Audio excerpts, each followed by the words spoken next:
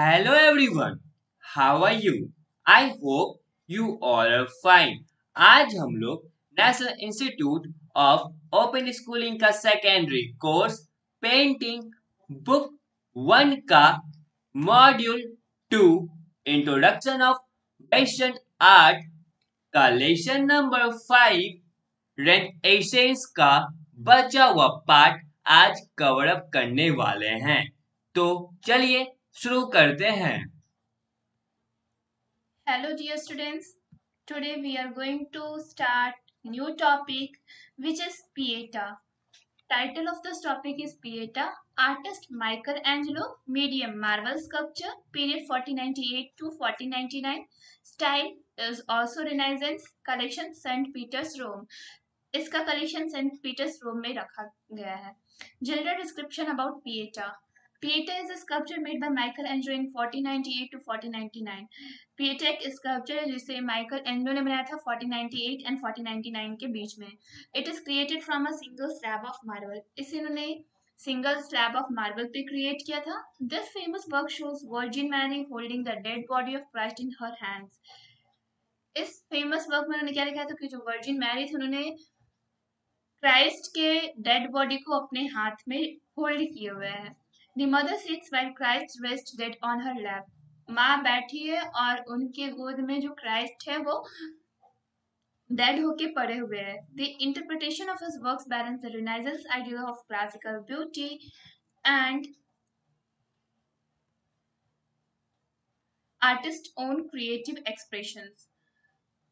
तो ये जो वर्क है इसमें क्या दिखाया है कि इसमें बहुत ही अच्छे तरह से इस रिनाइजेंस आइडियल को बैलेंस किया गया है। इसमें क्लासिकल ब्यूटी को इंटरप्रेट किया गया है। And here is the picture of Pieta in which Mary's was seated and the Christ was dead on her lap.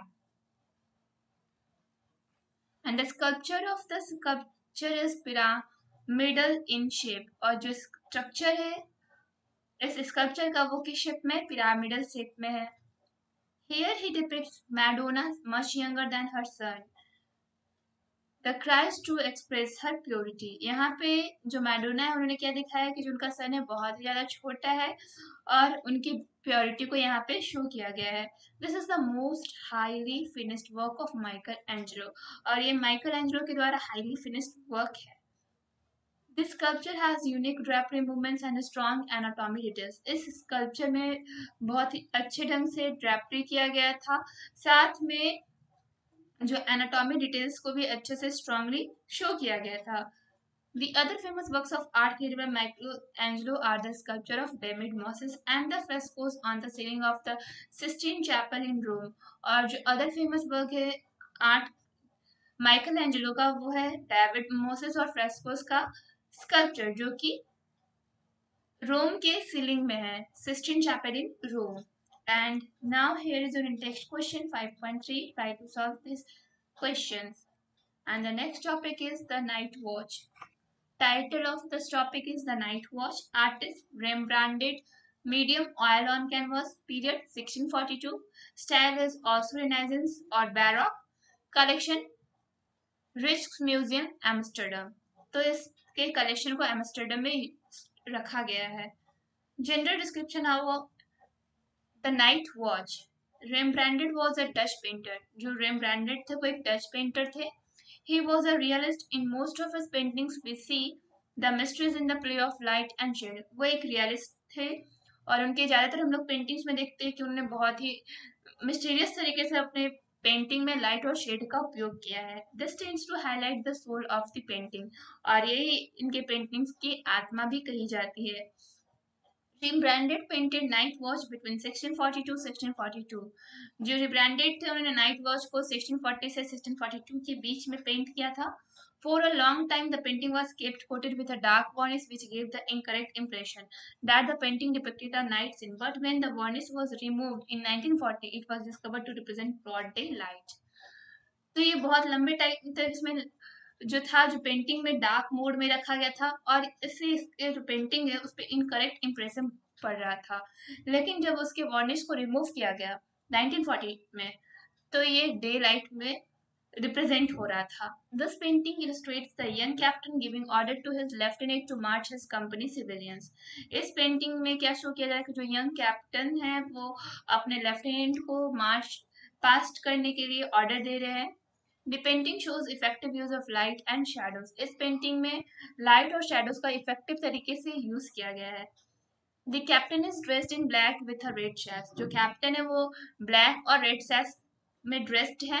The lieutenant and a small girl are shown wearing yellow dress which also symbolizes the color of victory। और ये जो lieutenant और जो एक small girl है वो yellow dress पहने हुए, जिसका सिंबल किसका है ये चीज, कलर ऑफ विक्ट्री का। There is also a white dead chicken hanging from the girl's belt shown to represent defeated enemy।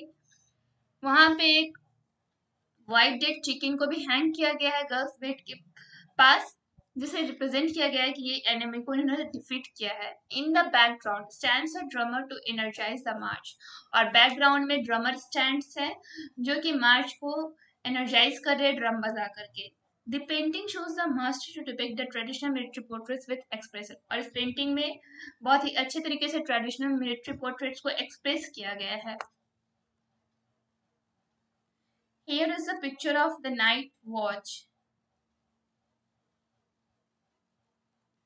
And now here is your text question 5.4। Try to solve all these questions। Finally chapter complete हो चुका है। Next video में next chapter start होगा। तब तक के लिए आप इस चैप्टर का सारे इंडेक्स क्वेश्चन और टेबल एक्सरसाइज बनाने का प्रयास करें। और यहाँ पे सारे क्वेश्चन का आंसर दिया गया है। पहले खुद से बनाने का प्रयास करें, फिर आंसर की हेल्प लें। That's all for today. Thank you everyone.